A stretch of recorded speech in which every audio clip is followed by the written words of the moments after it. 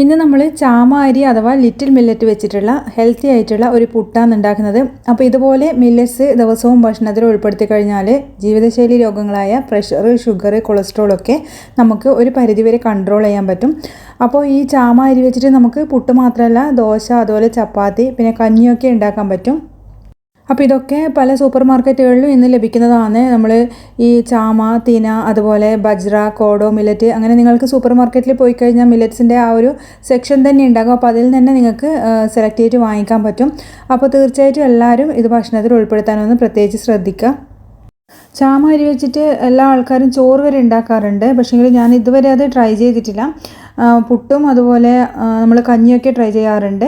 അപ്പോൾ നല്ല ഹെൽത്തിന് നല്ലതാണ്, കുട്ടികൾക്ക് പോലും കൊടുക്കാൻ പറ്റും. അപ്പോൾ ഇത് ഉണ്ടെങ്കിൽ തന്നെ നമുക്ക് കറീൻ്റെ ആവശ്യമില്ല. പ്രത്യേകിച്ച് നമ്മൾ സാധാരണ ഗോതമ്പ് പുട്ടും അരിപ്പുട്ടും ഒക്കെ കുറച്ച് തേങ്ങ അധികം ചേർത്തിട്ട് നല്ല ടേസ്റ്റില്ലേ കഴിക്കുക. അതുപോലെ തന്നെ നമുക്ക് ഇത് കഴിക്കാനും പറ്റും.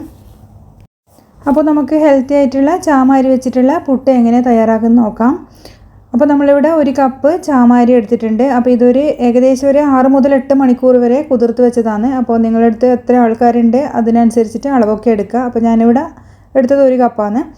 അപ്പോൾ ഇത് നല്ല പോലെ ഒന്ന് കഴുകിയെടുക്കണം. ഒന്നുകിൽ നിങ്ങൾക്കൊരു 3-4 പ്രാവശ്യം നല്ലോണം കഴുകിയതിന് ശേഷം കുതിർത്ത് വെക്കാം, അല്ലെങ്കിൽ കുതിർത്തതിന് ശേഷം നല്ലോണം ഒന്ന് കഴുകിയെടുത്താൽ മതി. ഇത് നമ്മൾ സാധാരണ അരിയും ഉഴുന്നൊന്നും കുതിർക്കുന്ന പോലെയല്ല, കുറച്ചധികം ടൈം എടുത്തിട്ട് തന്നെ വേണം കുതിർത്ത് വെക്കാൻ വേണ്ടിയിട്ട്. അപ്പോൾ ഞാനിത് ഒന്ന് നല്ല പോലെ കഴുകിയെടുക്കുന്നുണ്ട്.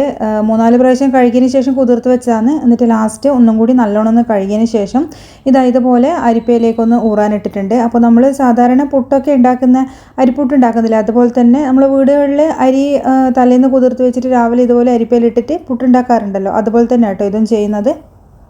ഏകദേശം ഒരു 1/4 മണിക്കൂർ വെച്ചാൽ മതി. അപ്പോൾ തന്നെ അതിൽ ആ ഒരു വെള്ളമൊക്കെ ഒന്ന് ഇതായി കിട്ടും. ജസ്റ്റ് ഒന്ന് പോയാൽ മതി വെള്ളത്തിൻ്റെ. എന്നാലും ഒരു കുറച്ച് വെള്ളപ്പറ്റൊക്കെ ഉണ്ടാകും. അത് നമ്മൾ ഇതുപോലെ അടികട്ടിയുള്ള ഒരു പാനോ ഏതെങ്കിലും ഒരു ഉരുളിയോ എന്തെങ്കിലും എടുത്തിട്ട് ഇതുപോലെ ചെറിയ തീയിലിട്ടിട്ട് ആ ഒരു വെള്ളപ്പറ്റൊക്കെ ഒന്ന് ഡ്രൈ ആക്കി എടുത്താൽ മതി. അല്ലെങ്കിൽ കോട്ടൺ തുണി ഇട്ടിട്ട് നിങ്ങൾ അരി ഉണക്കാറുണ്ടല്ലോ ഫാനിൻ്റെ താഴെയൊക്കെ ഇട്ടിട്ട്, അങ്ങനെയും ചെയ്തെടുത്താൽ മതി. അപ്പോൾ അതാകുമ്പോൾ കുറച്ച് ടൈം എടുക്കും, എന്തായാലും ഒരു 1/4 മണിക്കൂറോളം അതൊന്ന് ഇതായി കിട്ടാനെടുക്കും. അപ്പോൾ ഇങ്ങനെ ചെയ്ത് കഴിഞ്ഞാൽ നമുക്ക് പെട്ടെന്ന് തന്നെ ഇത് റോസ്റ്റായിട്ട് കിട്ടും. അപ്പോൾ ഇത് ഏകദേശം ഒരു 5-10 മിനിറ്റ് കൊണ്ട് തന്നെ മീഡിയം ഫ്ലെയിമിലിടുമ്പോൾ ഇതുപോലെ നല്ല തരിതരിപ്പായിട്ട് വരും. അതിൽ ആ ഒരു വെള്ളപ്പറ്റൊക്കെ ഒന്ന് അങ്ങ് പോകും. അപ്പോൾ ഇതാണ് നമുക്ക് ആ ഒരു ഫാനിൻ്റെ താഴെയിട്ട് ചെയ്യുന്നതിനേക്കാളും എളുപ്പമായിട്ട് തോന്നുന്നത്. അപ്പോൾ ഇത് റെഡി ആവുന്നുണ്ട്. അപ്പോൾ ഇത് ഞാനൊന്ന് തണുക്കാൻ വേണ്ടിയിട്ട് മാറ്റി വെച്ചിട്ടുണ്ട്. ഇതിൻ്റെ കളറ് ജസ്റ്റ് ഒന്ന് ചേഞ്ചായി വരികയും ചെയ്യും, അതുപോലെ ഇതുപോലെ ഇങ്ങനെ മണിമണിയായിട്ട് നിൽക്കുകയും ചെയ്യും. അപ്പോൾ ഈ ഒരു സമയത്താണ് കേട്ടോ ഫ്ലെയിം ഓഫ് ചെയ്യേണ്ടത്. അപ്പോൾ തണുത്തതിന് ശേഷം നമ്മൾ സാധാരണ അരി പൊടിക്കുന്ന പോലെ തന്നെ മിക്സീൻ്റെ ജാറിലിട്ടിട്ട് ഒന്ന് പൊടിച്ചെടുക്കുന്നുണ്ട്. അപ്പോൾ പെട്ടെന്ന് തന്നെ ഇത് പൊടിഞ്ഞ് കിട്ടും, കാരണം നമ്മളിത് വറുത്തതുമല്ലേ. അപ്പോൾ അതുകൊണ്ട് പെട്ടെന്ന് തന്നെ പൊടിഞ്ഞ് കിട്ടും. നല്ല നൈസായിട്ടുള്ള പൊടിയായിരിക്കും ഉണ്ടാവുക. അപ്പോൾ നിങ്ങൾക്ക് കുറച്ച് തരിതരിപ്പായിട്ട് വേണമെങ്കിൽ അങ്ങനെ ചെയ്യാം, കാരണം പുട്ടൊക്കെ നമ്മൾ സാധാരണ തരിതരിപ്പായിട്ടുള്ള അരിപ്പൊടിയൊക്കെ അല്ലേ ഉണ്ടാക്കുന്നത്. അപ്പോൾ അങ്ങനെ വേണമെങ്കിൽ അങ്ങനെ ചെയ്യാം. അപ്പോൾ നൈസായിട്ട് അങ്ങനെയുള്ള പൊടി വേണമെന്നുള്ളവർക്ക് അരിപ്പയിലിട്ടിട്ടൊന്ന് അരിച്ചെടുത്താലും മതിയാകും. അപ്പോൾ ഇതിൻ്റെ കൂടെ ഇനി വേറെ അരിപ്പൊടിയോ അല്ലെങ്കിൽ ഗോതമ്പ് പൊടിയോ ഒന്നും നമ്മൾ ചേർക്കുന്നില്ല, ഇത് മാത്രമേ ചേർക്കുന്നുള്ളൂ. അപ്പോൾ ഷുഗറൊക്കെ ഉള്ളവർക്കാണെങ്കിൽ പിന്നെ ഇതിൻ്റെ കൂടെ അരിപ്പൊടിയും അതുപോലെ വേറെ ഗോതമ്പ് പൊടിയൊന്നും ചേർത്തതിനെ കൊണ്ട് ഒരു കാര്യമില്ല. അപ്പോൾ ഇത് മാത്രം ചേർത്തിട്ട് ഉണ്ടാക്കിയാൽ മതി. ഷുഗർ പേഷ്യൻസിനോടൊക്കെ സാധാരണ അരി ഒഴിവാക്കാനായിരുന്നു പണ്ടൊക്കെ ഡോക്ടർമാർ പറഞ്ഞിരുന്നത്. പക്ഷേ ഇന്ന് അരിയും ഗോതമ്പും ഒക്കെ ഒഴിവാക്കാനാണ് പറയുന്നത്. മില്ലറ്റ്സ് ധാരാളം ഭക്ഷണത്തിൽ ഉൾപ്പെടുത്താനാണ് പറയുന്നത്. അതുകൊണ്ട് അതൊക്കെ ഒന്ന് ഒഴിവാക്കുക. ഇനിയിപ്പോൾ നമ്മൾ ഇതിലേക്ക് ആവശ്യത്തിനുള്ള ഉപ്പും കൂടിയും ചേർത്തിട്ട് നല്ലപോലെ ഒന്ന് മിക്സ് ചെയ്തെടുക്കുന്നുണ്ട്.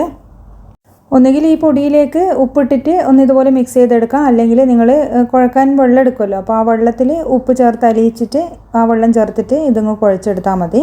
എങ്ങനെയായാലും അത് നിങ്ങൾ സൗകര്യം പോലെ അങ്ങ് ചെയ്യാം. ഇനി ഇതിലേക്ക് കുറേശ്ശെ വെള്ളം ചേർത്തിട്ട് അങ്ങ് കുഴച്ചെടുക്കാം. ഒരുപാട് വെള്ളം ചേർക്കേണ്ട ആവശ്യമില്ല. ഇതിപ്പോൾ പച്ചവെള്ളത്തിലാണ് ഞാൻ കുഴച്ചെടുക്കുന്നത്. അപ്പോൾ ലൈറ്റ് ചൂടായിട്ടുള്ള വെള്ളമാണെങ്കിൽ അങ്ങനെയായാലും കുഴപ്പമൊന്നുമില്ല. നിങ്ങളിഷ്ടം പോലെ ചെയ്യുക. കുഴക്കുന്ന വെള്ളമൊക്കെ അതൊക്കെ നിങ്ങളിഷ്ടം.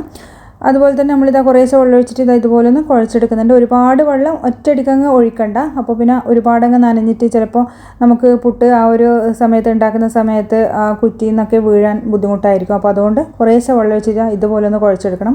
അപ്പോൾ സാധാരണ പുട്ടിന് നമ്മൾ കുഴക്കുമ്പോൾ ഇതുപോലെ ഉണ്ടയാക്കി നോക്കുമല്ലോ, അപ്പോൾ അങ്ങനെ ആ ഒരു ഉണ്ടയായിട്ട് വരണം. അപ്പോൾ അതാണ് ആ ഒരു പുട്ടിൻ്റെ ഒരു പാകം. ഇനിയിപ്പോൾ ഇതിൻ്റെ മേലേക്ക് ഒരു 1/4 ഗ്ലാസ് വെള്ളം കൂടി ഒന്ന് തളിച്ച് വെച്ചിട്ട് നമുക്ക് ഒരു 10-20 മിനിറ്റ് ഒന്ന് മാറ്റി വെക്കാം. ആ ഒരു സമയം നമുക്ക് ഇതിലേക്ക് ആവശ്യമായിട്ടുള്ള കറി ഒന്ന് തയ്യാറാക്കി വെക്കാം.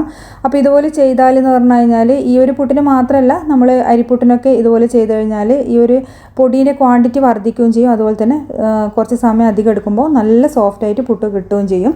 അപ്പോൾ ഇതുപോലെ ഒരു 20 മിനിറ്റ് ഞാനൊന്ന് മാറ്റി വെക്കുന്നുണ്ട്. അപ്പോൾ ഈ ഒരു സമയത്ത് നമുക്കിതിലേക്കുള്ള കറി റെഡിയാക്കാം. അപ്പോൾ കറി വേണമെന്നൊന്നുമില്ല, ഞാൻ നേരത്തെ പറഞ്ഞിട്ടുണ്ട്. അപ്പോൾ തേങ്ങയും കൂട്ടി കഴിക്കാൻ താല്പര്യമുള്ളവർക്ക് അങ്ങനെ ചെയ്യാം. അപ്പോൾ ഞാനിവിടെ ബാജി കറി ഉണ്ടാക്കുന്നത്. അപ്പോൾ വളരെ എളുപ്പത്തിൽ ഉണ്ടാക്കാൻ പറ്റുന്ന ഒരു കറിയാണ്. 2 ഉരുളക്കിഴങ്ങ് കട്ട് ചെയ്തിട്ടിട്ട് അതിലേക്ക് ഒരു സവാള, അതുപോലെ ഒരു 2 പച്ചമുളകും ഞാൻ ഇതിലേക്ക് ചേർത്ത് കൊടുത്തിട്ടുണ്ട്. പിന്നെ ആവശ്യത്തിനുള്ള വെള്ളം കൂടിയും ചേർത്ത് കൊടുക്കാം. അപ്പോൾ പച്ചമുളക് ഒരു 3-4 എണ്ണമൊക്കെ വേണമെങ്കിൽ ചേർത്ത് കൊടുത്തോ കേട്ടോ. അങ്ങനെ ചേർത്ത് കൊടുത്തു കഴിഞ്ഞാൽ നല്ല ടേസ്റ്റാണ് ബാജിക്കറിക്ക് കുറച്ച് നേരം മുന്നിട്ട് നിൽക്കുമ്പോൾ. ഇനി ഇതിലേക്ക് ആവശ്യത്തിനുള്ള ഉപ്പ് ചേർത്ത് കൊടുക്കാം. അതുപോലെ തന്നെ ഒരു 1/4 ടീസ്പൂൺ മഞ്ഞൾപ്പൊടിയും കൂടിയും ചേർത്ത് കൊടുക്കുന്നുണ്ട്. ഇനി ഇതെല്ലാം നല്ലപോലെ നമുക്ക് മിക്സ് ചെയ്ത് കൊടുക്കാം. നമ്മൾ പച്ചമുളകാണ് ഇതിൽ കൂടുതൽ നിൽക്കുന്നത്, മുളക് പൊടി ചേർക്കേണ്ട ആവശ്യമില്ല, വേറൊരു പൊടി ഇതിൽ ചേർക്കുന്നില്ല.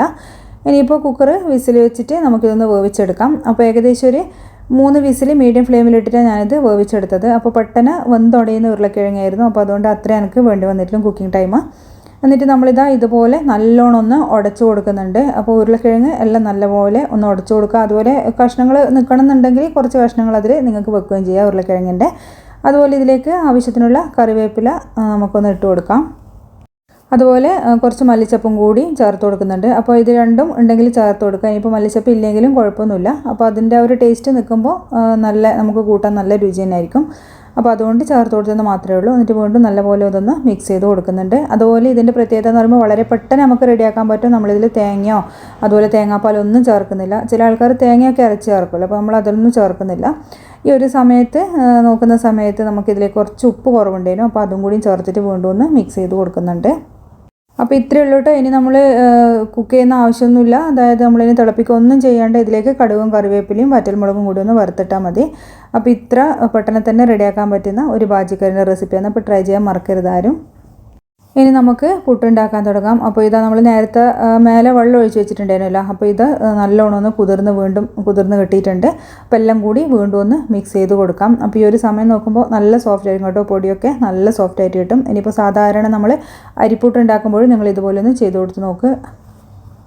ഇനിയിപ്പോൾ നമ്മൾ വേറെ വെക്കേണ്ട ആവശ്യമൊന്നുമില്ല, പെട്ടെന്ന് തന്നെ നമുക്കിത് ഉണ്ടാക്കിയെടുക്കാം. അപ്പോൾ ഇതാ പുട്ടുകുറ്റിയിൽ ചില്ലിട്ടതിന് ശേഷം നമുക്ക് തേങ്ങ നിറച്ചിട്ട് സാധാരണ പുട്ടുണ്ടാക്കുന്ന പോലെ തന്നെ നമുക്ക് ഇത് ഉണ്ടാക്കിയെടുക്കാം. അപ്പോൾ ഇത് നിങ്ങൾക്ക് എത്ര ലെയറായിട്ട് നിറയ്ക്കണോ അതൊക്കെ നിങ്ങൾ ഇഷ്ടത്തിനനുസരിച്ചിട്ട് ചെയ്യാം. ഒരുപാട് തേങ്ങ കുറച്ചധികം ഇങ്ങനെ നിറച്ച് കഴിഞ്ഞാൽ പുട്ട് കഴിക്കുന്ന സമയത്ത് നല്ല ടേസ്റ്റ് ആയിരിക്കും. അപ്പോൾ ഇത് നമ്മളിതാ വേവിച്ചെടുക്കുന്നുണ്ട്. സാധാരണ അരിപ്പുട്ടും ഗോതമ്പ് പുട്ടും പോലെയല്ല, കുറച്ച് ടൈം എടുക്കും കേട്ടോ. ഈ മില്ലറ്റ്സൊക്കെ കുറച്ച് നമ്മൾ കുക്കിംഗ് ടൈം കൂടുതലാണ്. നമ്മളിപ്പോൾ അരിപ്പുട്ടൊക്കെ ഒരു 10 മിനിറ്റ് കൊണ്ട് വേവുന്നതാണെങ്കിൽ ഇതിന് ഏകദേശം ഒരു 15 മിനിറ്റ് മുതൽ എടുക്കും. 15 മിനിറ്റ് മുതൽ ഒരു 20 മിനിറ്റ് വരെ നമ്മളൊരു മീഡിയം ഫ്ലെയിമിലിട്ട് എന്തായാലും കുക്ക് ചെയ്തെടുക്കണം. അപ്പോൾ ഇത് ഏകദേശം 15 മിനിറ്റ് കഴിഞ്ഞപ്പോൾ ഞാൻ നോക്കുമ്പോൾ റെഡി ആയിട്ടുണ്ടായിരുന്നു. അപ്പോൾ പുട്ട് നമ്മളിതാ മാറ്റി കൊടുത്തിട്ടുണ്ട്. അപ്പോൾ ഇത് കഴിക്കാനും നല്ല ടേസ്റ്റാണ്. അപ്പോൾ തീർച്ചയായിട്ടും ഷുഗറൊക്കെ ഉള്ളവർക്കാണ് ഇത് ഏറ്റവും കൂടുതൽ നല്ലത്. അപ്പോൾ ഇങ്ങനെയൊക്കെ ഈ മില്ലറ്റ്സ് ദിവസം ഭക്ഷണത്തിൽ ഉൾപ്പെടുത്തിയിട്ട് നിങ്ങളൊരു 2-3 മാസം കഴിഞ്ഞിട്ട് ഷുഗറൊക്കെ ടെസ്റ്റ് ചെയ്യാൻ പോകുന്ന സമയത്ത് നിങ്ങൾ ശ്രദ്ധിച്ച് മനസ്സിലാവും നിങ്ങൾക്ക് ഷുഗറൊക്കെ ഒരു 300-400 ഒക്കെ ഉള്ളവർക്ക് അതൊരു 80-90 എത്തിയിട്ടുണ്ടാകും. അപ്പോൾ തീർച്ചയായിട്ടും ഒന്ന് ട്രൈ ചെയ്ത് നോക്കുക.